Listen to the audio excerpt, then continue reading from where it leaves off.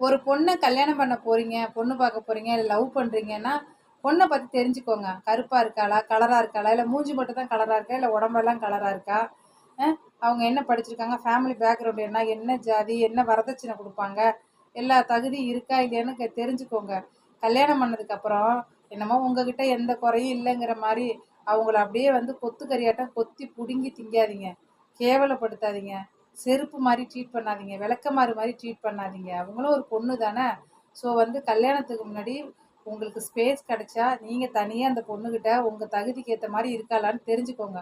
உங்கள் தகுதியை விட ரொம்ப அதிகமாக இருந்தாலும் வேணாம், கம்மியாக இருந்தாலும் வேணாம். அதிகமாக இருந்துட்டா கூட பிரச்சனை இல்லை, கம்மியாக இருந்தால் கேவலப்பட்டு அவமானப்பட்டு அசிங்கப்பட்டே சாகணும். வேண்டாம், ஒருத்தர் கஷ்டப்படுத்தி இன்னொரு கஷ்டப்படுத்தி அந்த வாழ்க்கையே கசப்பாக போய் வெறுத்து போய் வயசு போய் அடுத்த வாழ்க்கை அமைக்க முடியாமல் நீங்களும் அண்டர்ஸ்டாண்ட் ஆகாமல் ஈகோவிலே இருந்து வேண்டாம். தயவு செஞ்சு